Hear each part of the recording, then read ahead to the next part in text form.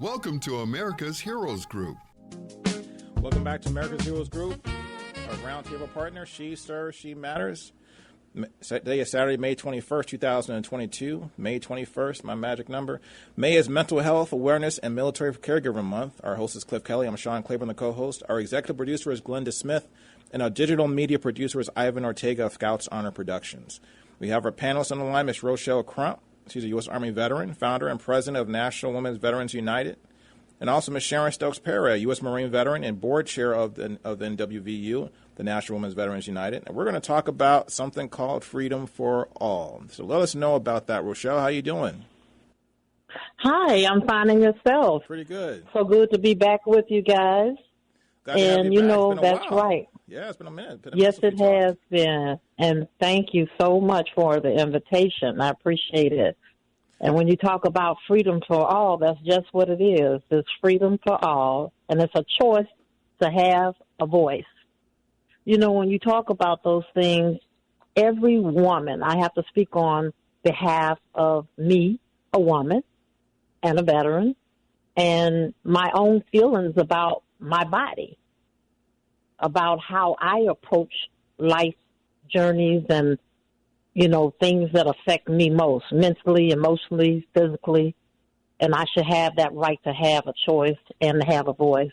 And so, you know, today we're talking about the complicated decisions that people have to make.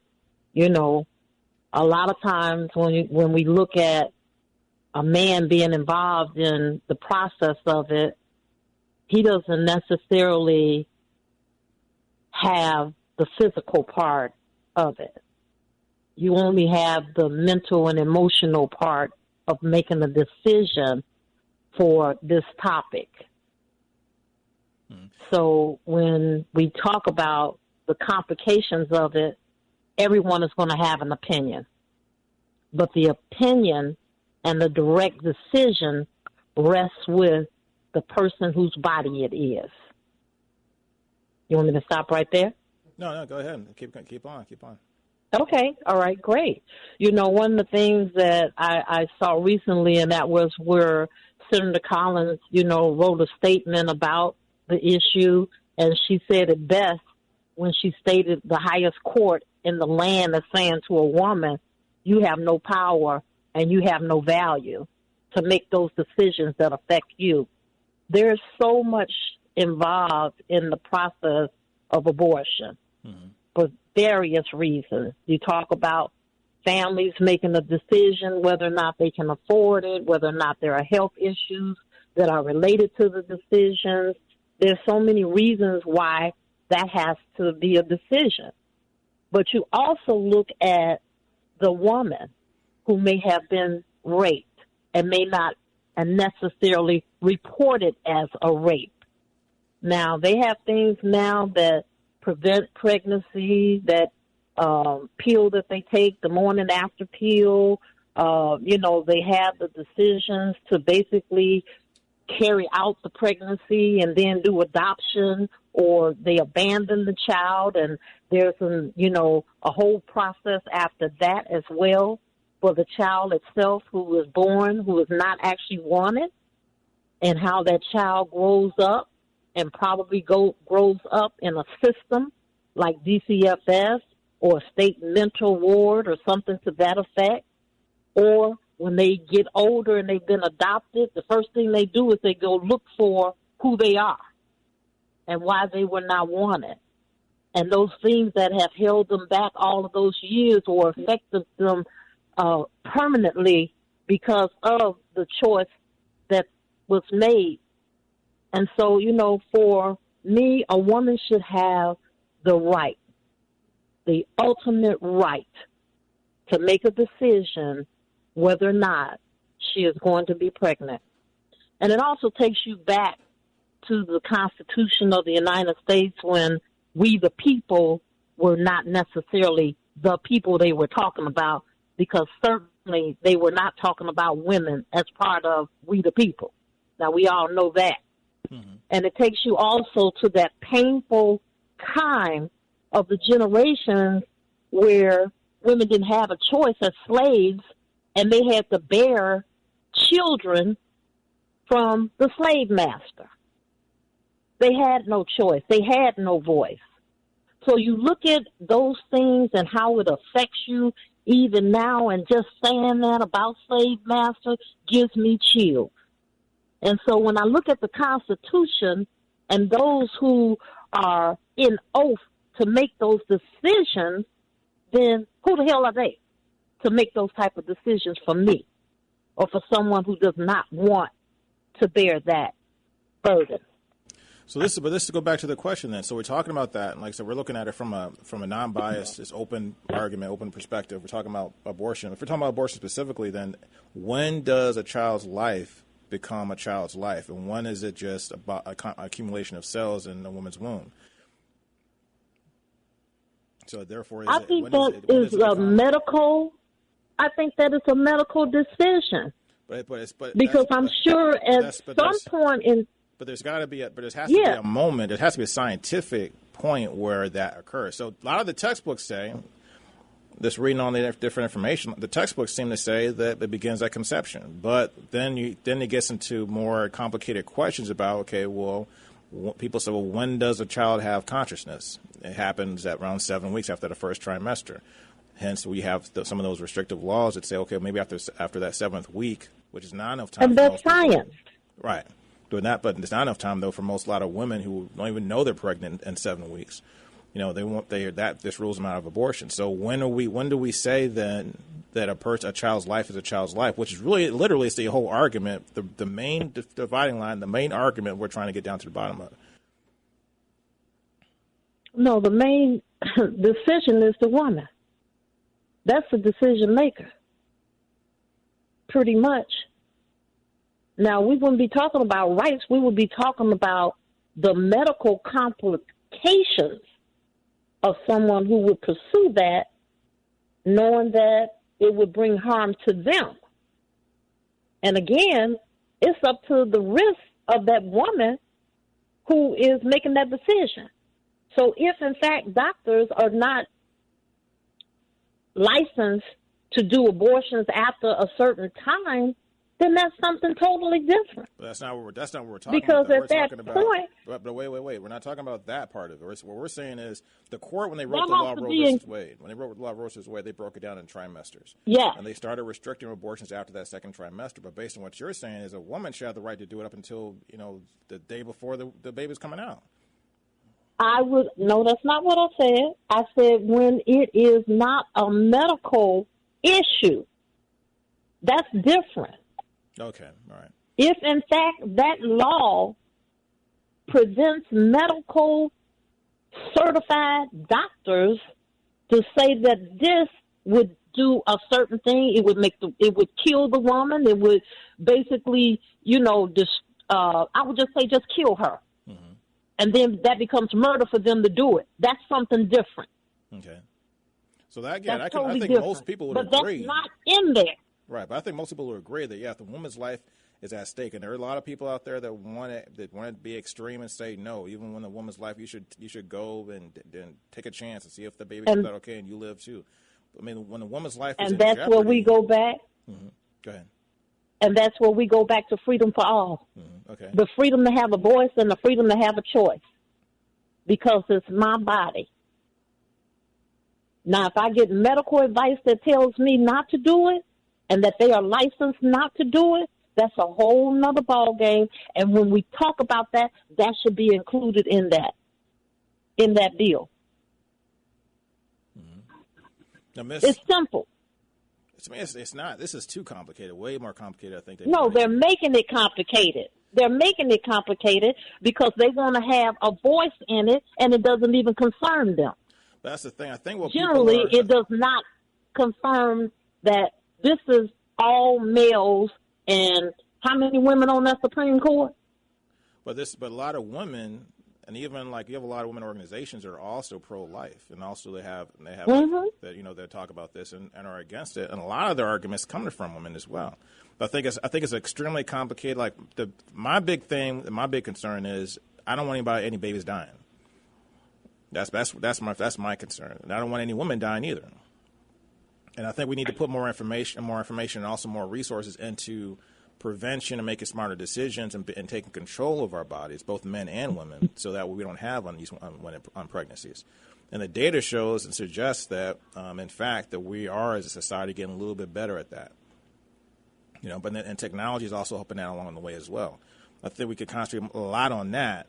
When we look at the Roe versus Wade law, even if you're pro-life, the way the law is written, it acknowledges. I'll read again in the last segment. So this going back to 1972, in the 72 decision, the Supreme Court ruled that the restrictive abortion laws in Texas violated Roe's constitutional right to privacy, namely the right to make decisions about her own body. Okay, can't argue about that, making decisions about her own body. However, the court did also say, justice did acknowledge that there was a balance to strike between a woman's unmitigated right to privacy and the state's potential interest in the child's life, meaning that they can't say as scientists or biologists or doctors when is a child's life a bunch of cells versus a human being, or when is it murder and not murder based on science. We don't seem to have a definitive answer on that or a consensus. Well, then what's the issue then? Then what is the real issue? So it's like saying if I press this button, you might kill somebody, you might not. Are you going to still press the button?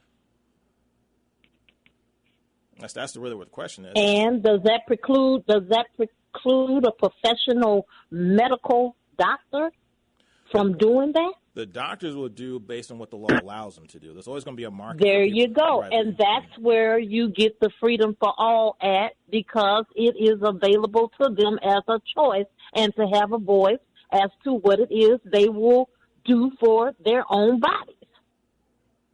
So until such time as science and the medical doctor can assert that they just can't do it because it's murder and that's a law, then there should be no argument.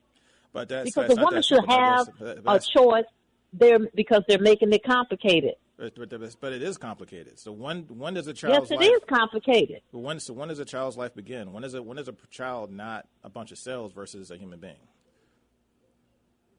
And we just had that conversation. Right. There's no proof of it. There's no science of it. There is science. The science says that life begins at conception. That's what if you read any medical textbook, that's the thing that keeps coming back over and over and over again, and everybody seems to agree on that. Then why is there not a law that says that a medical doctor cannot do abortion? Because why is that not exactly the law? But that's exactly what we're in the middle of. The law. That's the law that seems to be coming down the pike. That's the thing. And the thing about it is this: when they make that decision, it will be different from that statement that you just said that it is when the child is produced, because at that point it's not even called a child. Yeah, we just lost me for a second. But that's the thing of it is like so. My concern is this: I am concerned about privacy for women. Okay. I can't make the decision. I don't have the answers. I have no idea when a child is a child, when a child's not a child. Science says one thing, but then science can also say certain other things, and it gets into philosophical questions, and it starts to get people to have religious input on it, things like that.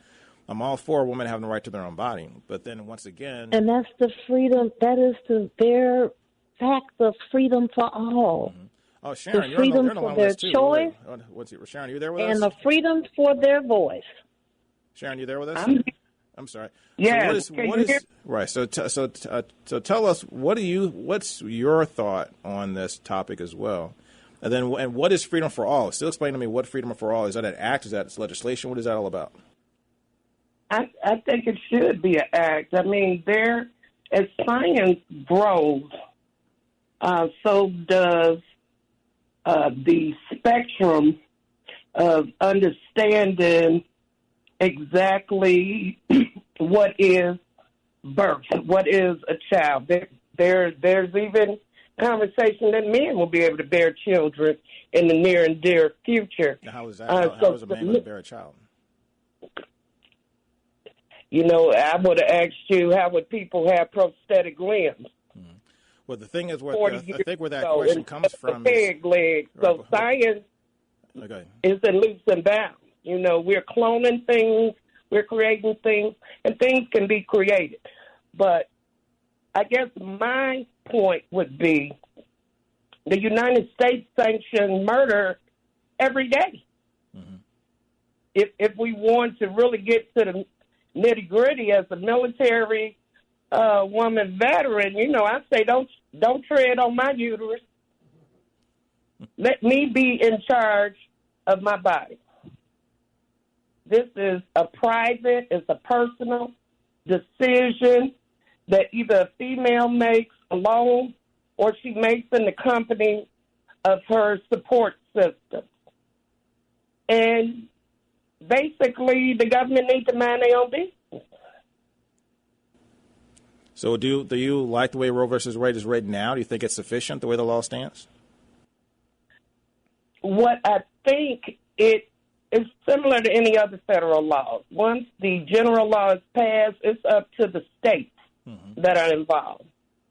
And there should not just be a blanket decision made without the state being involved to say what is legal and what is not legal. That's why we have a judicial system. And if the interpretation was right in the first place, and I think they got it right because it is a matter of privacy, and we know what lengths we go through to ensure that people's private medical affairs are kept private. And if this is a medical procedure, then why is that not private also? So once again, we're going back to the law. If the law says, okay, we understand privacy, but then yet still we're concerned about the child's life, so they put limits and restrictions on what they and they're limited understanding because they're not God. They can't say, okay, this is what it is, this is what it's not. They're not the ultimate science. They don't know. They're not scientists or biologists. That being said, where does that balance strike? How do you view the balance that the court even mentioned in their own language about the child's life versus privacy? Well, when you talk about life, can I just say this?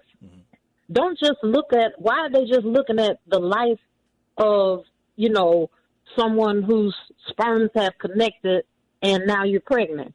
What about the life of the child who is born who is not wanted? Or is born with mental health issues and nobody is there to take care of them, not even the state, because they failed in that project.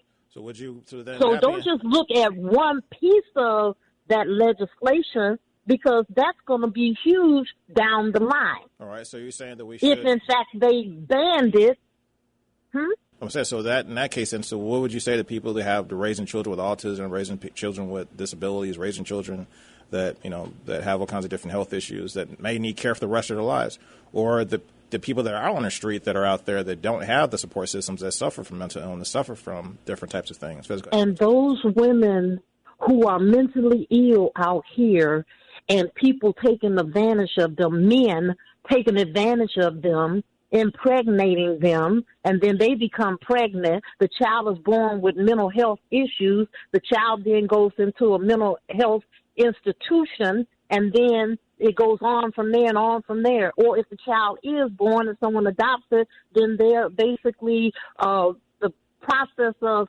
taking care of that child and trying to make sure that that child stays alive, pretty much. So are you saying those people should never be born? So that's the life? That's if they're born. Right, but so if they are born, are you saying those people that are in that situation should not be born? Because those women, there are many of them. No, I'm asking you a question. That, do you think those people that have the types of people you just described, people that are unwanted, they're in institutions or on the street, do they have a right to life or not? They have a right to have a choice and a voice as long as they can speak it. If they're not in a mental institution where they have determined that that person is incompetent and cannot make decisions, that's another story. If, in fact, they have not been in that situation, they have a voice. Okay. So then, so how did you come up with Freedom for All? Like, is this a movement, or is this something that your organization is doing? But what is this all? What is it? How did it come to fruition? Because we believe we took the oath of office for Freedom for All, didn't we? Isn't that in the Constitution? If you can, that's that we should all should have freedom, freedom to do, even though we the people wasn't about we the people. Right, that's kind of like that's kind of debatable. Based there on are some sections in there that they have.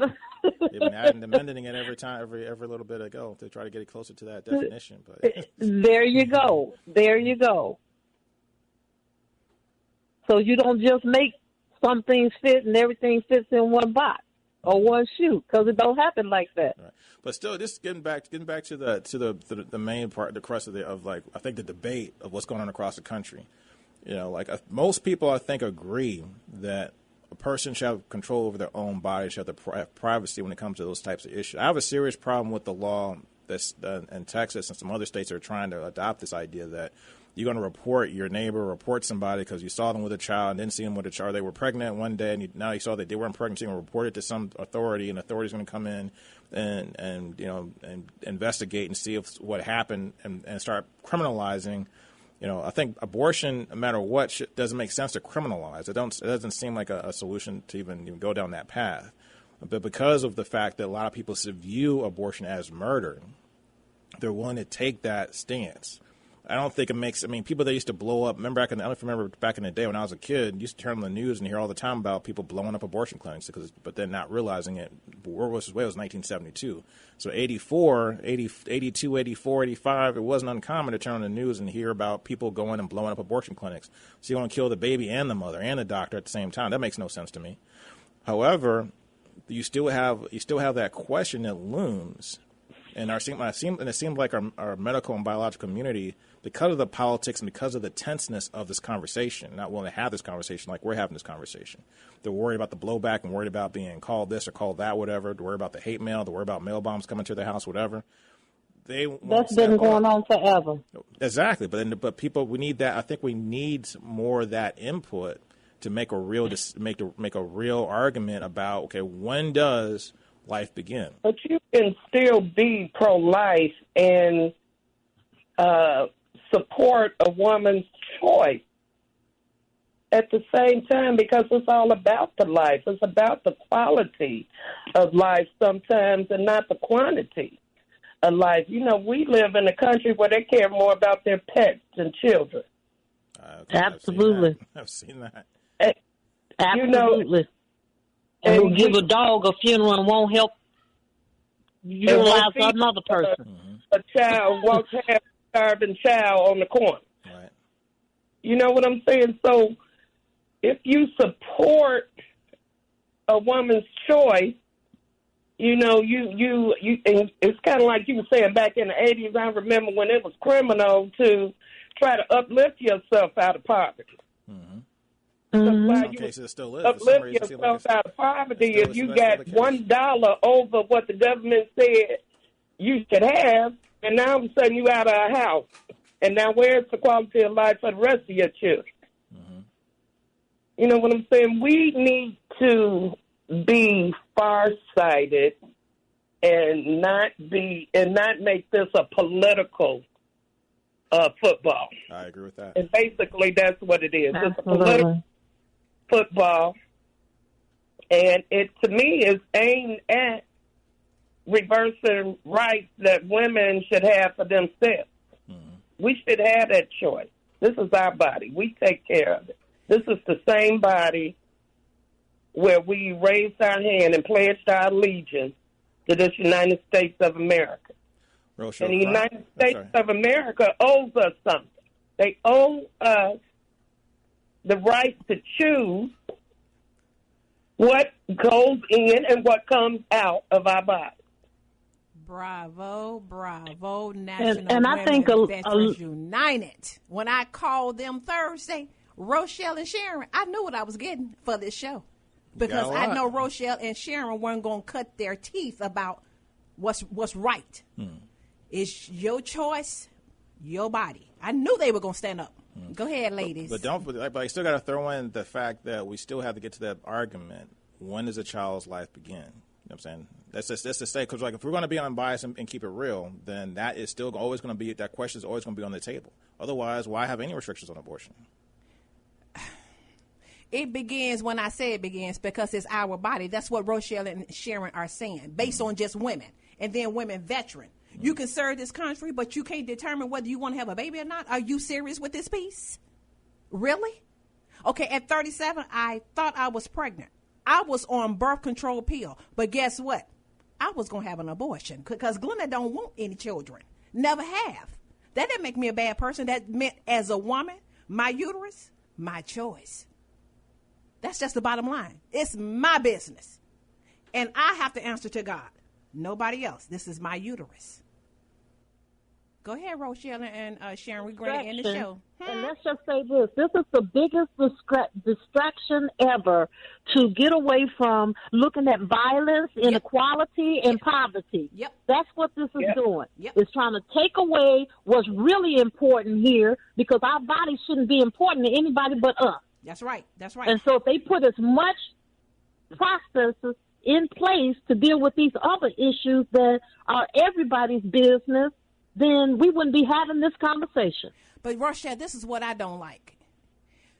They are adamant about almost setting themselves on fire about pro-life. But then when the baby get here, you want to be racist. You want to be prejudiced. Exactly. You don't provide housing. You don't provide education. You don't give a damn about that child if it's a certain color. But yet you want to stand on pro-life. You are a damn hypocrite. Yep. Because pro-life means, if that's what that means from birth to death. That means the life in general. That's right. That's right. Now, we're going to bring you back because we're going to keep this moving. I done got a little heated up in here. Let me calm down. Okay. Sharon and Rochelle. To be. Yes, ma'am. We have to, time is out. So I want to thank everybody, our technical producer, our digital media producer, Sean. You stood your ground, but Rochelle and Sharon set you on fire and left you burning today. I don't know if they set me on fire because this, like I said, in a loving way. Sean. This is the reason why we have this debate in this country is because the diametric question is, when does a child's life begin? We'll if you take that question away, then there is no argument. Thank everybody for listening to America's Heroes Group. Love you guys. Have a blessed weekend.